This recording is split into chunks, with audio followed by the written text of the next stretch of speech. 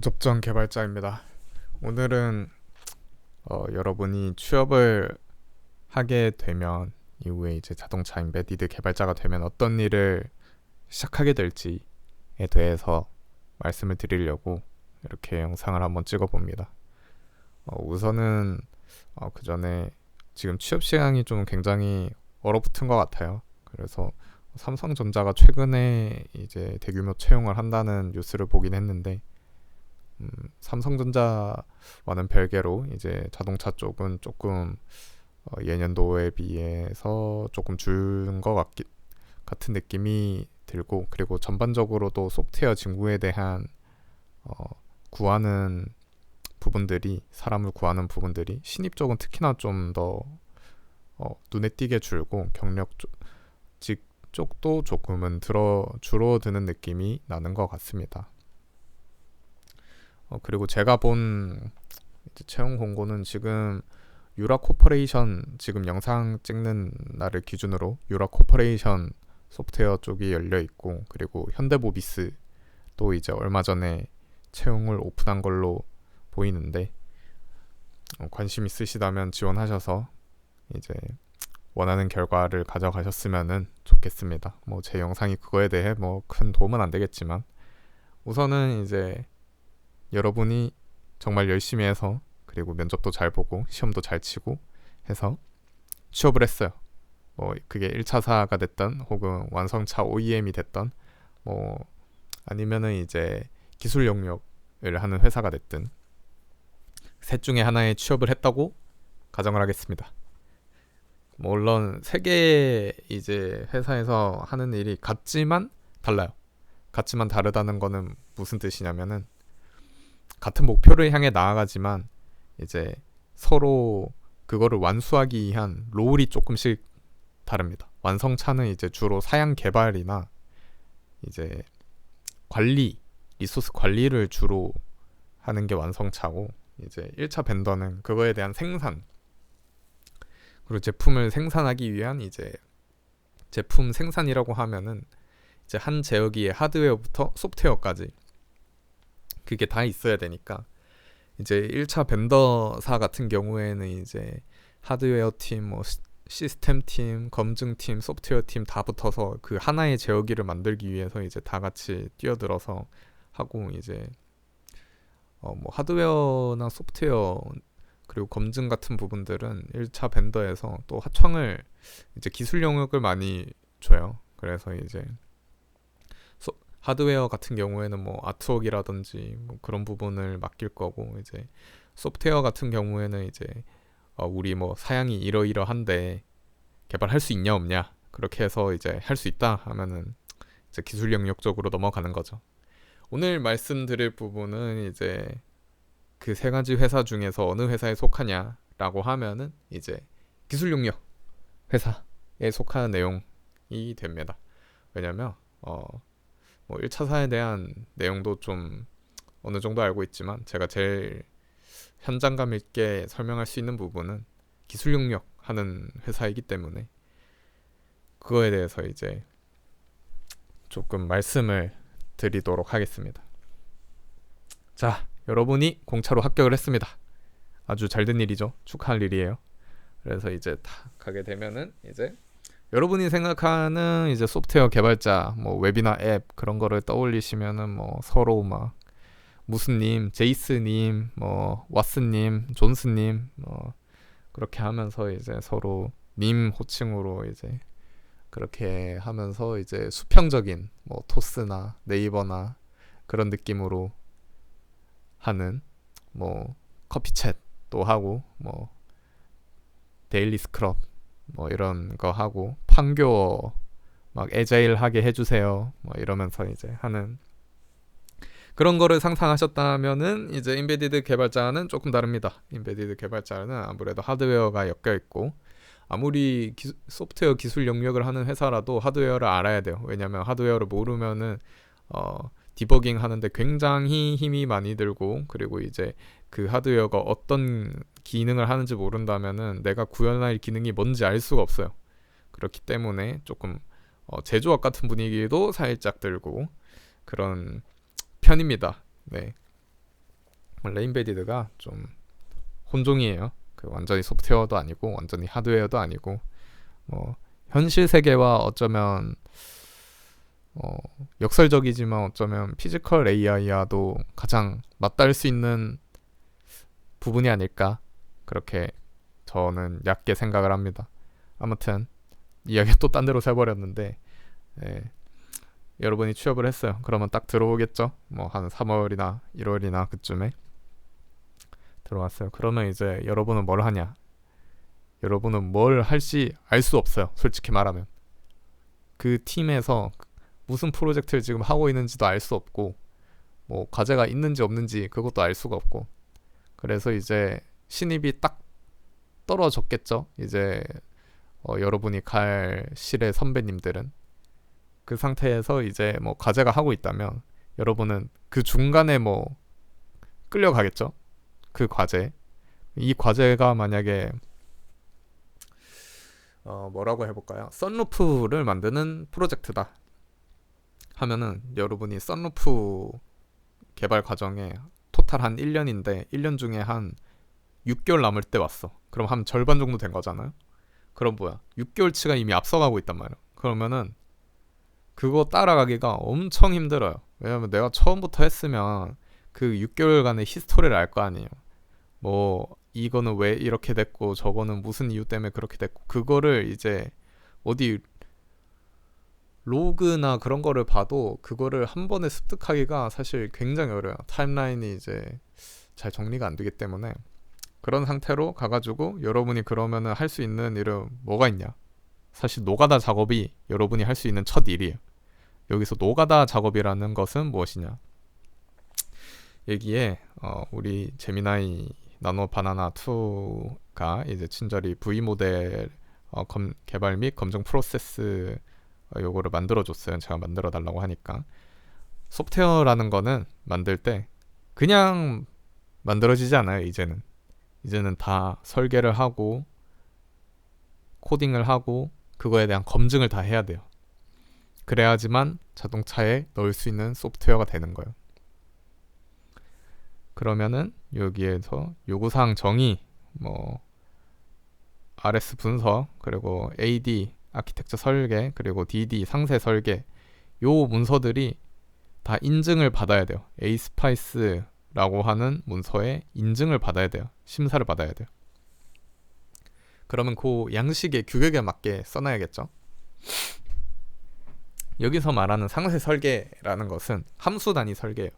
아키텍처 설계는 이제 좀 함수 윗단, 그리고 데이터 뭐 어떻게 흘러가는지, 기능들이 어떻게 뭐 동작되게 할 건지 그런 거고, 시스템 요구 사항은 이 전반적인 시스템이 어떻게 될 것이다, 뭐 하드웨어랑은 어떻게 매핑될 것이다, 그런 거를 정의하는 곳이고, 그 문서들은 이제 다 에이스파이스 심사를 받아야 돼요. 그러면 이제 정형적인 양식이 갖춰져야 되고, 그 양식 안에 넣어줘야 될 데이터들이 있겠죠. 그 상세 설계는 함수 단위 설계이기 때문에 함수 하나하나 다 이제 여기에 쓰이는 변수는 뭐고, 변수의 레인지는 얼마고, 타입은 뭐고, 이거를 다 써줘야 돼요. 그리고 이 함수의 플로우 차트라는 것도 또 그려줘야 돼요. 이 함수가 어떻게 진행된다라는 것도 이제 써줘야 되고, 뭐 아키텍처 설계도 마찬가지로 그런 과정들을 거쳐줘야 되고. 그러면은 함수 하나하나 쓰면은 문서의 양이 굉장히 많겠죠? 뭐 함수가 뭐 한 500개만 돼도, 500개만 사실 적은 편이죠.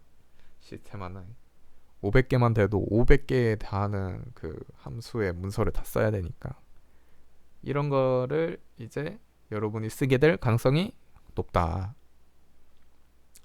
그래서 뭐 그렇다고 해서 이게 쓸데없는 일이냐? 그거는 아닙니다. 그건 아니고, 그리고 뭐 또 다른 경우에는 이제 작은 파트 같은 경우에는 여러분이 맡아서 개발을 하게 될 수도 있는데,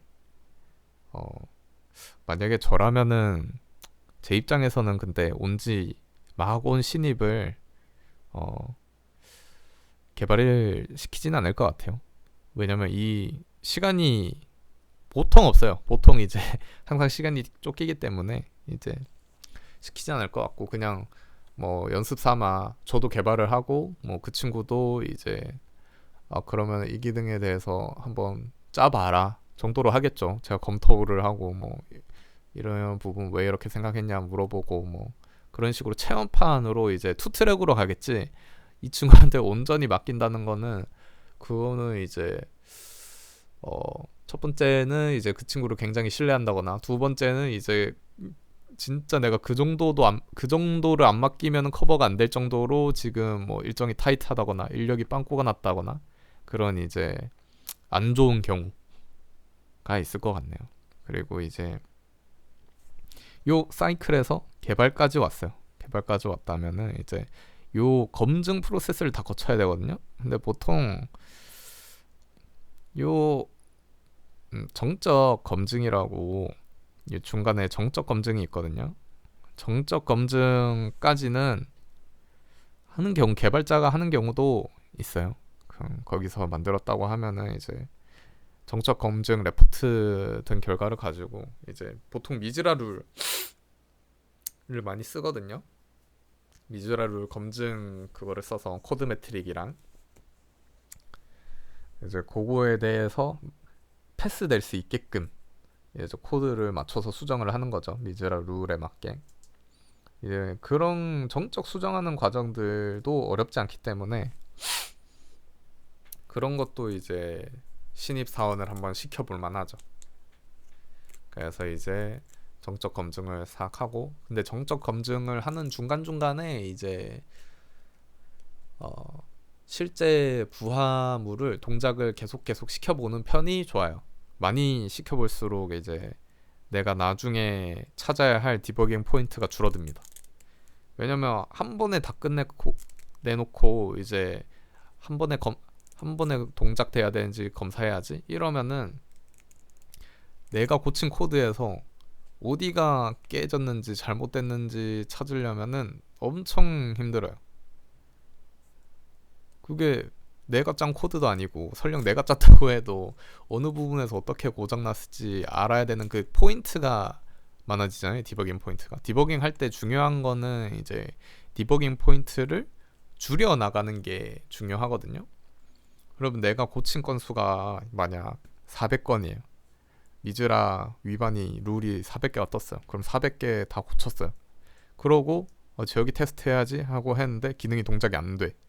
그러면 이제 하나씩 짚어가야겠죠. 뒤로 한 칸 한 칸. 근데 그거는 엄청 비효율적이란 거죠. 사실 내가 이 포인트가 어디서부터 잘못됐는지 그거는 사실 어느 정도 내가 짐작이 가는 곳이 있으면 거기서부터 하는 거고, 아니면 사실 찍기잖아요. 가능성이 이제 가장 높은 곳부터 해보는 찍기가 되는 건데, 그런 것보다는 이제 중간중간에 짬을 내서 이제 제어기를 구동을 한번 시켜보고 기본적인 동작 테스트를 조금이라도 해보는 게 좋다. 왜냐면 조금이라도 해봤으면은 이 동작은 되니까 이제 다음 동작으로 확인할 수 있잖아요. 이 동작은 되고 이 동작은 안 된다 해서 이제 디버깅 포인트를 계속 줄여나가는 게 중요하기 때문에 정적 검증을 할 때는 이제 중간중간 테스트를 해보고 이제 기세 형상 관리를 잘 해서 이제 버전을 많이 만들어 놓는 게 이제 나중에 찾을 때 편하다라는 말씀을 드리고 싶었습니다. 그래서 여러분이 만약에 처음 가시게 되면은 이런 정적 검증을 할 수 있고 문서도 쓸 수 있다.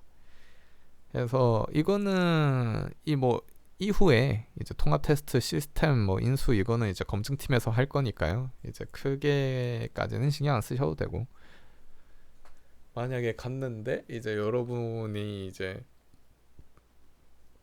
정말 운이 좋게 아다리가 잘 맞아서 팀이 하는 프로젝트에 처음부터 투입되게 됐다. 이건 진짜 굉장히 럭키한 케이스. 때 만약에 그렇게 됐다고 하면은 이제 회의도 같이 들어가고 이제 회의록도 쓰고 하면서 이제 차차 알아. 근데 처음 이제 회의 딱 들어가잖아요. 모르는 별밖에 없어요. 뭐 뭐 SPI가 뭐 어쩌니 뭐 뭐가 저쩌니 뭐 듀티가 어쩌니 뭐 그런 이제